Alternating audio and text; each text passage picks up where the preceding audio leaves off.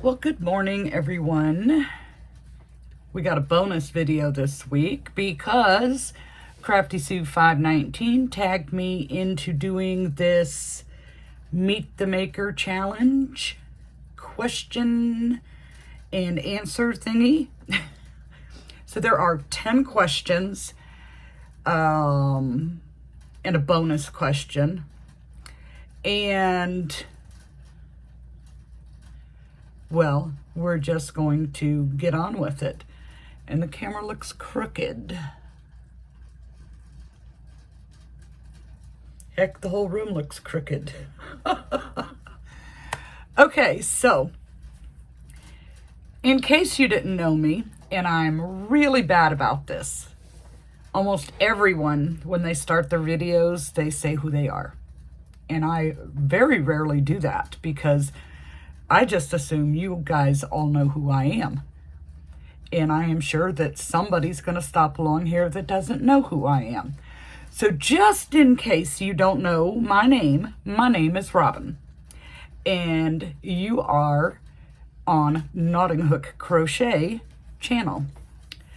So, now that that's out of the way, I don't know, I just feel awkward every video saying, hi, my name is Robin.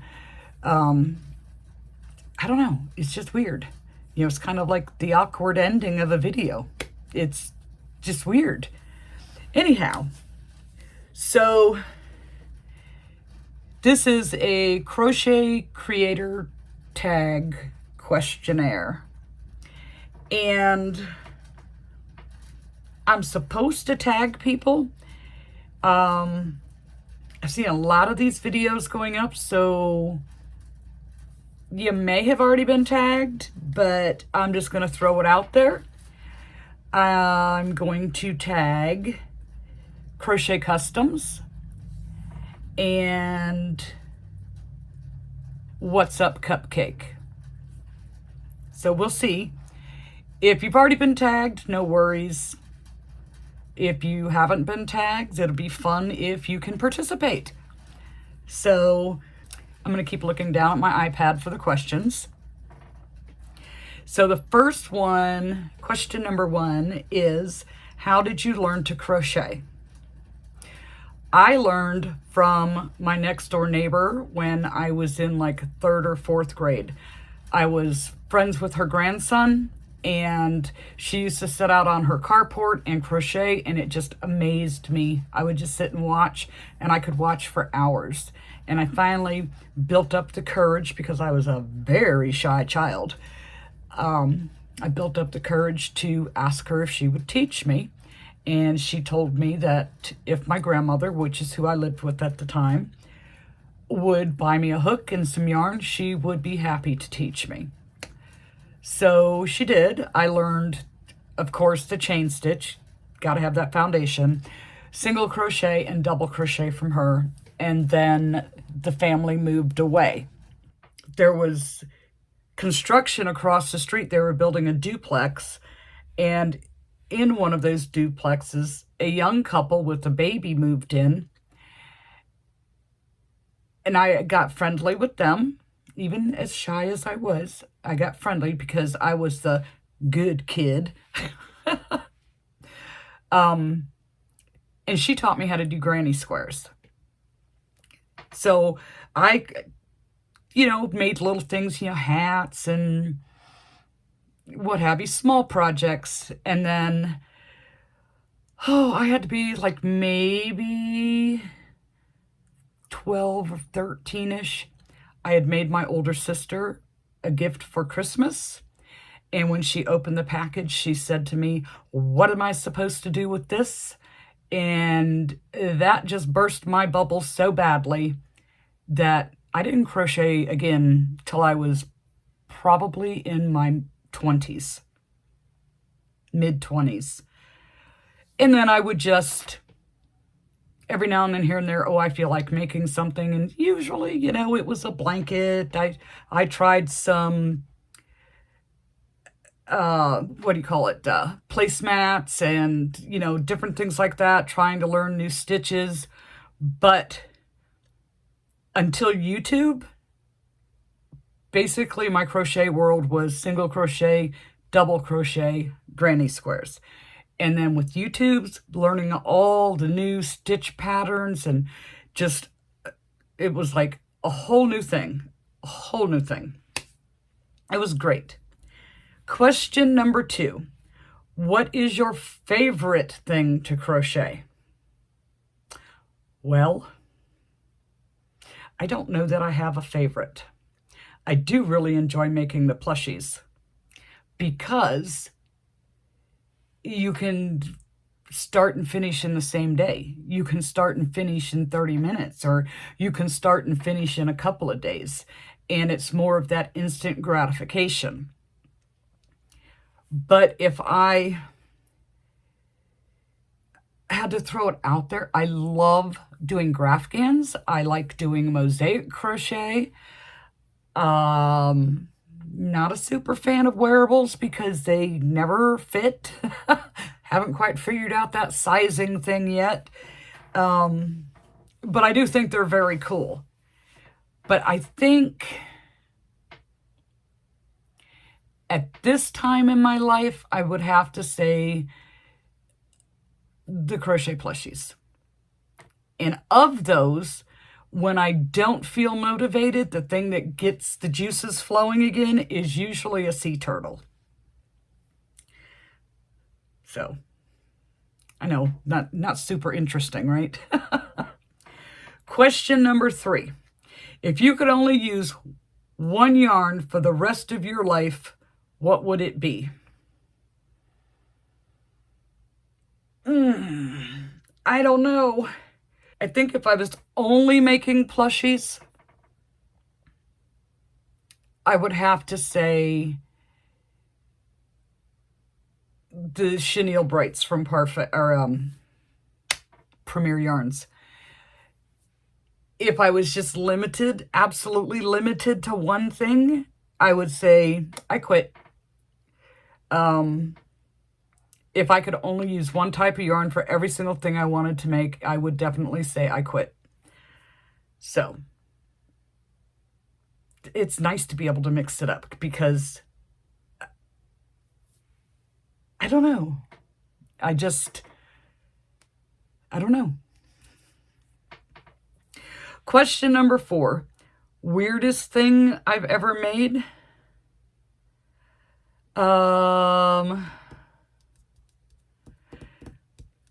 How about we change that wording to worst project I ever made? And, oh, shoot, I just lost my question. There it is.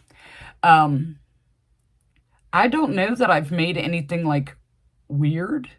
Well, yeah, I've made some weird stuff, but like not bad weird, if that makes any sense. So if we change that from weird to the worst thing I've ever made, I would have to say temperature blanket.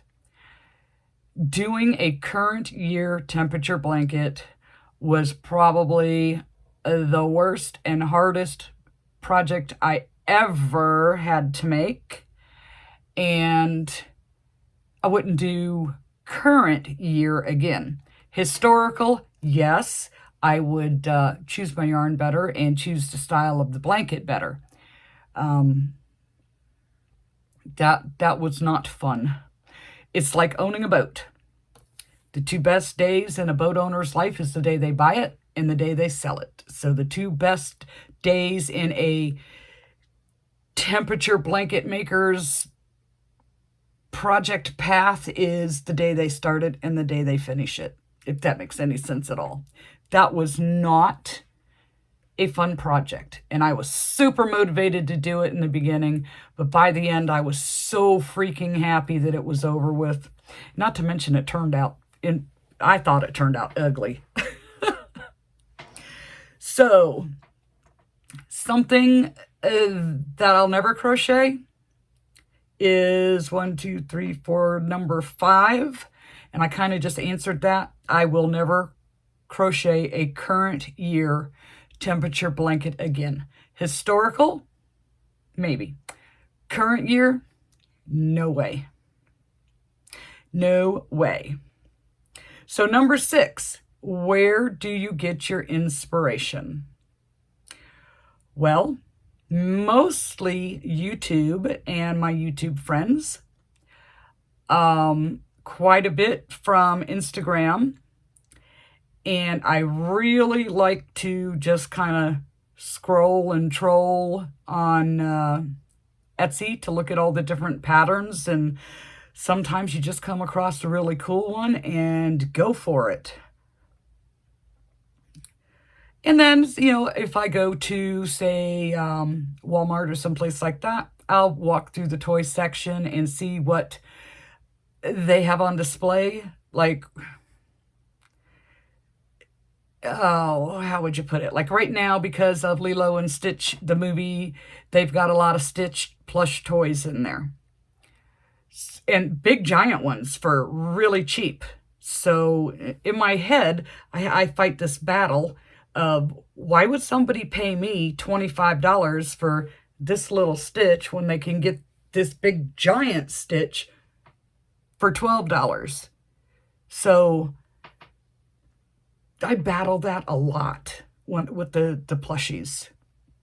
And I know they're handmade and you can't buy anything like it in the store. But at the end of the day, some people think it's just a stuffed animal.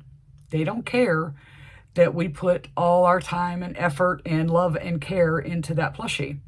And then you have the people that will tell you that you cannot buy this kind of quality at the store. And they don't mind that your Stitch that's only this big is $25 or whatever.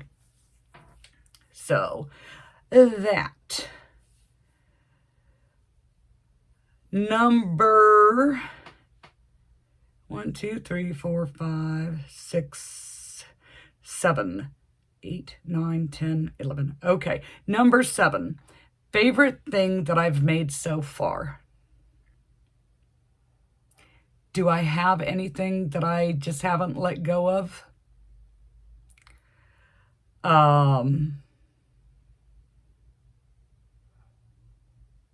I have a lot of blankets that I made that I really like that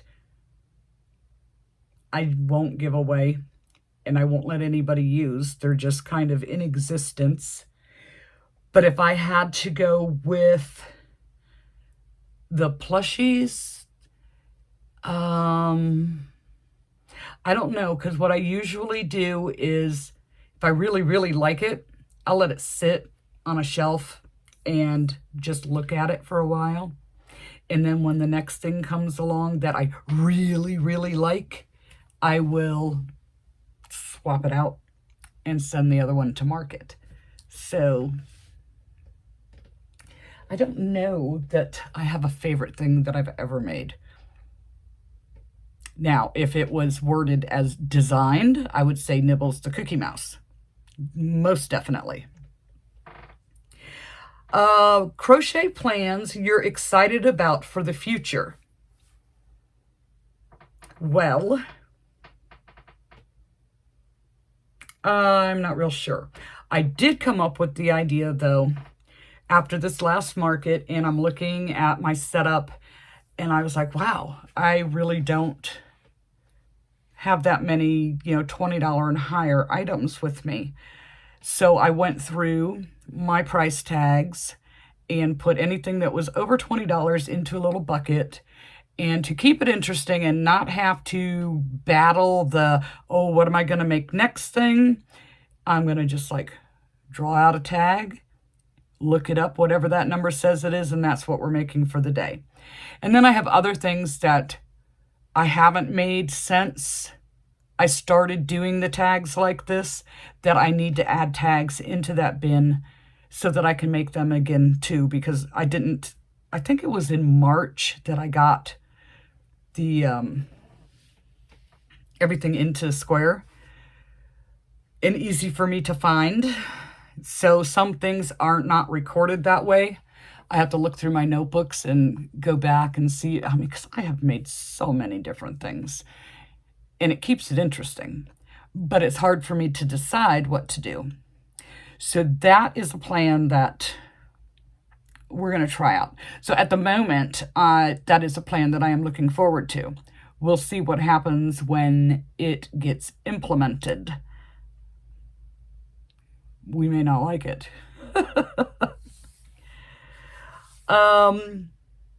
Worst thing about crochet, I would have to say hand pain. And I know probably 99% of you know exactly what I'm talking about. You can only do it for so long, and then your hands start to ache and you have to stop.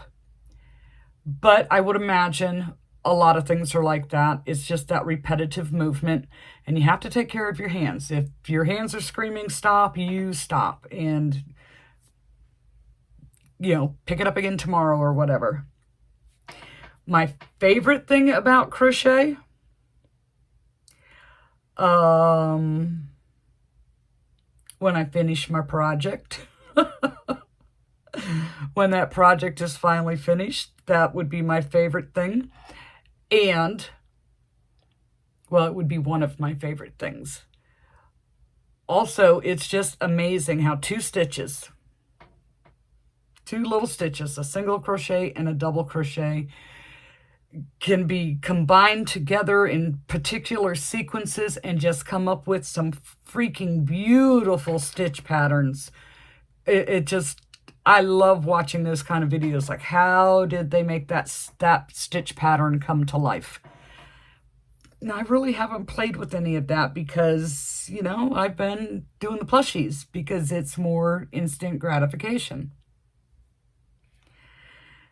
Yeah.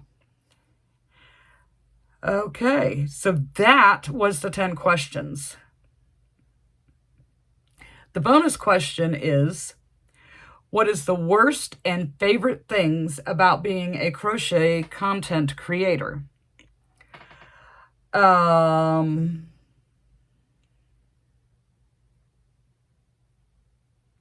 favorite thing is that I have met some amazing people on YouTube, like Heather and Sue and Mary, and there's so many, I can't even list them all. Nancy, Bonnie, there's quite a few that,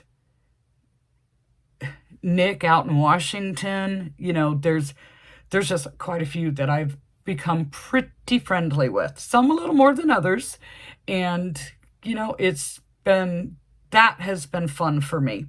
Because I spend a lot of time alone. I do not go out of the house for a job.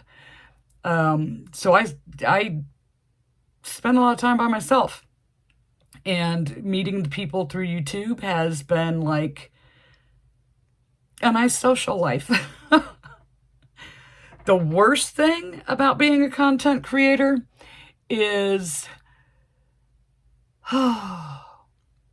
I like to stick to a schedule. I like to have a Wednesday and a Sunday video, but sometimes life interferes, and then I feel as if I don't have enough content for you guys. Like, I don't have enough things made to make a video type of thing.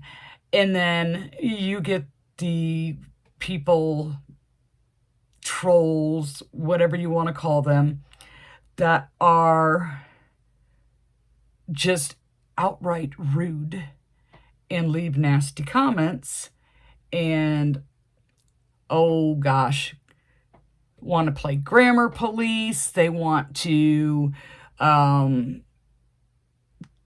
don't know. They're just mean people. So there's some really great people, more great people than there are the mean people.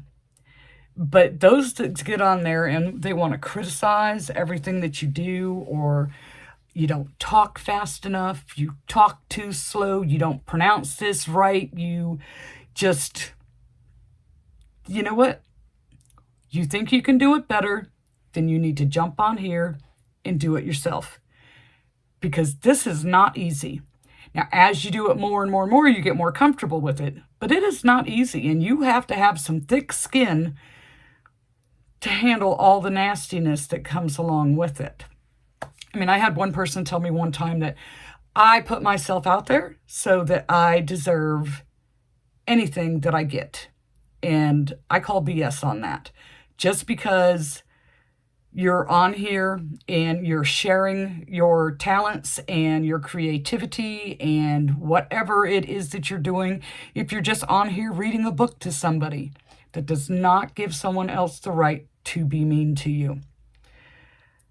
That's the worst, the absolute worst thing about being a content creator. Sticking to the schedule is probably the hardest for me. It would be nice to be able to be a few videos ahead of the game, but, you know, time just doesn't allow. That is what, you know, what can I say? And I like to watch, like, I watch more YouTube than I do regular TV. And there's a whole bunch of crocheters that I watch. A lot of times I don't comment because it just goes on autoplay and I'm busy crocheting as I'm watching and listening. And sometimes I forget to go back and make a comment. I try to remember, but I'm sure that I watch a lot of people that they have no clue I even exist because I don't get the comments on there. And comments are good. It helps the creator out, so then I feel guilty. And, you know. Anyways, this is my get to know the crochet creator tag questionnaire answer session. I don't know what you want to call it. I don't know what to call it. Anywho, I'm going to go and make something, and you need to go and make something too.